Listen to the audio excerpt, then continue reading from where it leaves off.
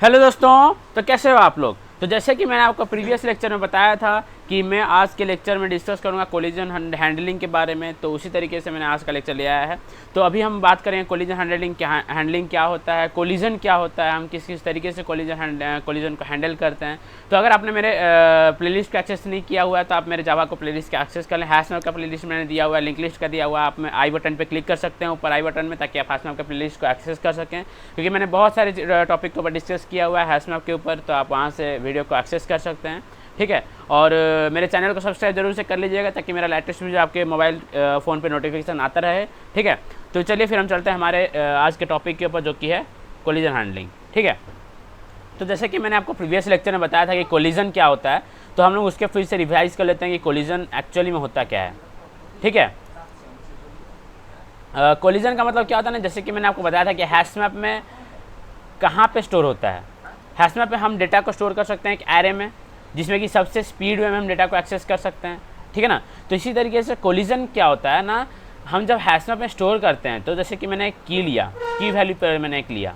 ठीक है, सपोज कि मेरा एक की है ए, कुछ भी एक की, मैंने उसको ए के थ्रू से डिनोट कर दिया, और एक की है मेरा ए डैश, कोई भी एक की हो सकता है। ठीक है ना, ए डैश। सपोज की और वैल्यू है 5, वैल्यू है 10। सपोज कि मेरा जो की है, ठीक है, की है, जैसे कि मैंने आपको बताया था हैश फंक्शन में हमारा की जाता है, हैश फंक्शन में हमारा की जाता है। ठीक है ना, हमारा की क्या जाता है, हैश फंक्शन में जाता है, वहाँ से कुछ इंटीजर वैल्यू निकल के आता है। ठीक है ना, हैश फंक्शन क्या करता है, हैश कोड जनरेट करता है, हैश कोड जनरेट करता है, और क्या करता है ना, कंप्रेशन करता है। तो कंप्रेशन करने के बाद जो इंटीजर वैल्यू लेके आता है वो एक्चुअली में हमारा इंडेक्स होता है, जहाँ पे हमें स्टोर करना है की वैल्यू पेयर को। लेकिन कभी कभी क्या होता है ना, हमारा ये की तो डिफरेंट होता है, लेकिन इसको हैश फंक्शन के डालने के बाद हमारा क्या होता है ना, जो इंटीजर निकल के आता है वो पूरा सेम हो जाता है। उस केस में क्या होता है ना, अब हमारा इंटीजर दोनों, अब हमारा जो इंडेक्स है दोनों का सेम है, अब हम स्टोर किस तरीके से करें, इस चीज़ को हम लोग कोलिजन बोलते हैं। जो हमारा, जब हमारा दोनों का इंटीजर वैल्यू जो आता है वो सेम होता है हैश फंक्शन के निकलने के बाद, लेकिन की अलग अलग हो, तब हम उसे कोलिजन बोलते हैं। ठीक है, अब इसे हैंडल कैसे किया जाए ना, इसका एक और एग्जांपल मैं दे के बताता हूँ। सपोज कि ए बी सी है, ए बी सी है, और इसका सपोज कि हैश कोड में से इंटीजर का वैल्यू निकल के आया 205। सपोज कि हैश कोड 205 निकल के आया, और B E D hash code 200, hash code मेरा निकल के आया 105। तो जब हम इसको कंप्रेस करते हैं, तो इसको कंप्रेस करने के बाद इंडेक्स मेरा 5 आएगा, इसको कंप्रेस करने के बाद इंडेक्स मेरा 5 आएगा, जब मेरा एरे का साइज होगा 20 इस केस में। ठीक है, तो लेकिन हमारा की तो अलग अलग है, लेकिन ये क्या आया, ये सेम आया, तो इसी कोलिजन बोलते हैं। अब इसको कैसे हैंडल किया जाए, तो इसको हैंडल करने का हमारे पास दो टेक्निक है। ठीक है, एक है क्लोज एड्रेसिंग, क्लोज एड्रेसिंग, ठीक है, और एक है ओपन एड्रेसिंग, ओपन एड्रेसिंग। ठीक है,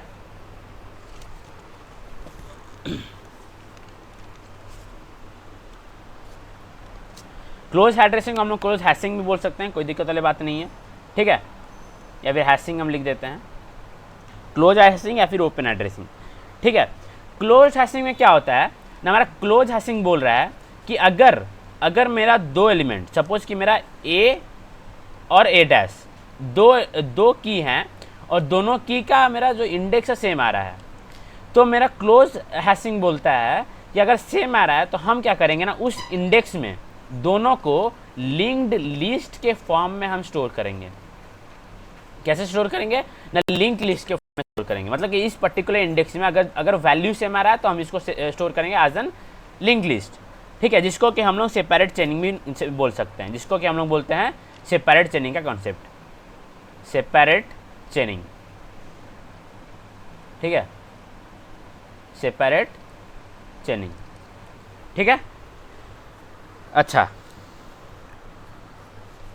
ये हमारा किस चीज़ का बात हुई, हमारा क्लोज एड्रेसिंग का बात हुआ।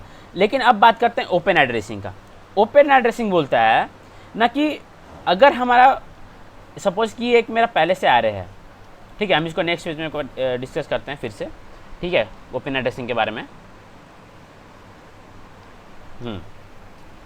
ओपन एड्रेसिंग बोलता है कि अगर मेरे पास एक एरे है, ठीक है, जिसका कि साइज है 20, ठीक है, साइज 20 है, मेरे पास एक एरे है, और ए 5 और ए डैश और 10, ये दोनों मेरा एक की वैल्यू पेयर है, ठीक है, ये दोनों की वैल्यू पेयर है और ये दोनों को मेरे को स्टोर करना है। लेकिन ए और ए डैश और ए का जो हमारा हैश फंक्शन में डालने के बाद जो इंटीजर निकल के आया वो दोनों सेम है। सपोज कि निकल के मेरा 5 आया, तो मेरा इंडेक्स 5 निकल के आया, तो मेरा ओपन एड्रेसिंग बोलता है कि अगर मुझे 5 इंडेक्स पे पहले से प्रेजेंट है, सपोज कि मेरा ए पहले था तो मैं ए को यहाँ पे स्टोर कर दिया, अब ए डैश आया, फिर से 5 इंडेक्स आया, तो उस केस में बोलता है कि हम ओपन एड्रेसिंग को हैंडल करेंगे थ्रू 3 प्रोसेस। जो 3 प्रोसेस बोलता है क्या क्या ना, एक होता है लीनियर प्रोबिंग, ठीक है, कुछ कॉन्सेप्ट आपको याद रखना पड़ेगा, ठीक है, लीनियर प्रोबिंग, और एक होता है क्वाड्रेटिक प्रोबिंग,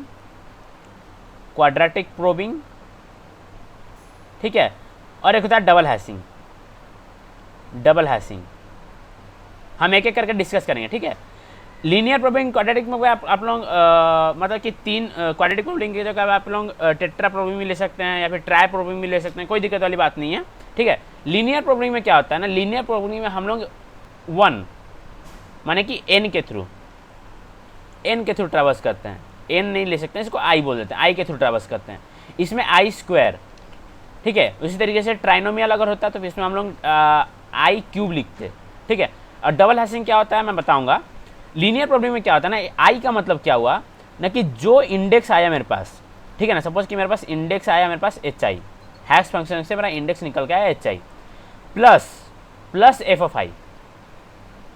ध्यान से सुनिएगा, क्वाड्रेटिक ओपन एड्रेसिंग बोलता है कि हमारा इस प्लेस पे वैल्यू सेव होगा, कैसे, hi मेरा है जो इंडेक्स हैश फंक्शन से लेके आया, हैश फंक्शन से जो इंडेक्स लेके आया वो है मेरा hi। fi क्या है ना, fi है उस पर्टिकुलर प्लेस, उस पर्टिकुलर इंडेक्स जो भी प्रेजेंट है। सपोज कि मेरा i निकल के आता है 5 नंबर इंडेक्स एम्प्टी है कि नहीं, अगर 5 नंबर इंडेक्स एम्प्टी है तो मेरा स्टोर होगा। अगर एम्प्टी नहीं है, सपोज कि ए डैश आया, ए यहाँ पे पहले से ए डैश अब लेके आया, एम्प्टी नहीं है, तो अब वो i टाइम्स वो बढ़ेगा, मतलब कि अब वो 6 नंबर इंडेक्स पे चेक करेगा, अब वो 6 नंबर पे चेक करेगा, ठीक है। अब 6 नंबर पे चेक करेगा कि वो खाली है कि नहीं, अगर खाली नहीं है फिर i टाइम्स बढ़ेगा, यानी कि अब वो चेक करेगा 7 नंबर इंडेक्स पे। उसी तरीके से वो i टाइम्स यानी कि एफ ऑफ आई को हम लोग बोल सकते हैं कि एक टाइम में एक इंडेक्स बढ़ा के वो चेक करेगा, एक इंडेक्स को बढ़ा के चेक करेगा, और फिर राउंड होके वो वापस यहाँ पे भी आ सकता है, क्योंकि ऐसा भी हो सकता है कि मेरा इस जगह पे मेरा स्पेस खाली हो, ठीक है ना, तो वो यहाँ पे भी आके फिर वो चेक करेगा, जहाँ पे उसको खाली मिल गया उसको वहाँ पे प्लेस कर देगा एडस को।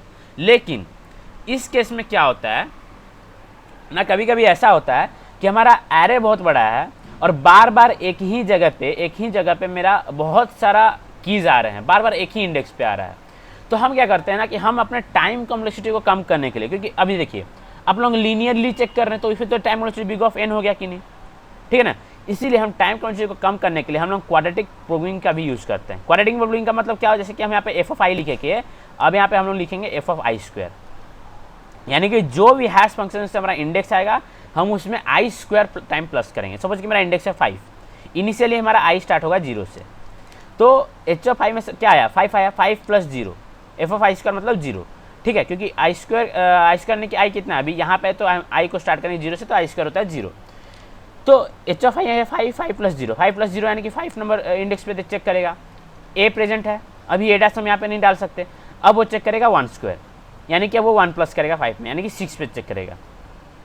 फिर अब वो कहाँ पे चेक करेगा ना, 5 प्लस, पहले तो 5 प्लस 0 था, 5 प्लस 1 हुआ, फिर 5 प्लस 4, क्योंकि 2 स्क्वायर कितना था 4, यानी कि 5 प्लस 4 कितना 9, अब वो डायरेक्ट 9 पे चेक करेगा, ताकि उसका स्पेस कॉम्प्लेक्सिटी कम है, ठीक है, क्योंकि अब वो कम स्पेस खोज पाएगा, उसको जल्दी से मिल जाएगा वो स्पेस जो भी खाली होगा, ठीक है ना, तो इस तरीके से वो स्पेस खोजेगा, क्योंकि ऐसा भी हो सकता है कि यहाँ पे स्पेस फुल हो, यहाँ पे फुल हो, यहाँ पे फुल हो, तो इसलिए वो लंबा लंबा अब जंप मारेगा और जल्दी से स्पेस खोजने की कोशिश करेगा।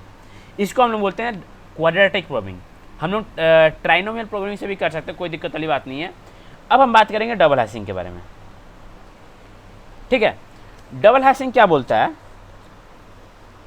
ना, डबल हैशिंग बोलता है कि जो भी मेरा हैश फंक्शन निकल के आया, सपोज कि मेरा इसमें से बाहर निकल के आता है एच ऑफ आई, ठीक है, थोड़ा ऊपर लेके बात करते हैं। सपोज कि मेरा हैश फंक्शन निकल के आया एच ऑफ आई, हम क्या करेंगे ना, एच ऑफ आई में हम लोग ऐड करेंगे आई, सॉरी हाँ, एच ऑफ आई में हम लोग ऐड करेंगे, डायरेक्ट आई ऐड करेंगे, एक मिनट, ऐड नहीं करेंगे, मल्टीप्लाई करेंगे, ठीक है।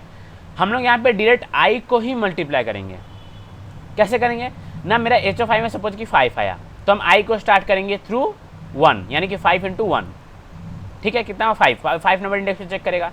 फिर 5 × 2, यानी कि अब आई को इंक्रीमेंट करेंगे, 5 × 2 यानी कि अभी वो 10 नंबर इंडेक्स पे चेक करेगा, यानी कि 5 से वो बहुत लंबा जंप मारे 10 नंबर इंडेक्स पे, ठीक है। फिर 5 इस तरीके से 5 × 3, इस तरीके से क्या होता है ना कि हम लोग लंबा जंप मार पाएंगे।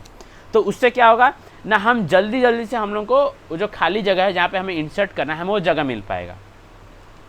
तो ये कुछ टेक्निक थे हमारे ओपन एड्रेसिंग के बारे में, लेकिन सबसे अच्छा वे होता है सेपरेट चेनिंग, क्योंकि हमारा जो इनबिल्ट हैश मैप है वो नॉर्मली हमारा सेपरेट चेनिंग के ऊपर बना हुआ है, सेपरेट चेनिंग के ऊपर, ठीक है।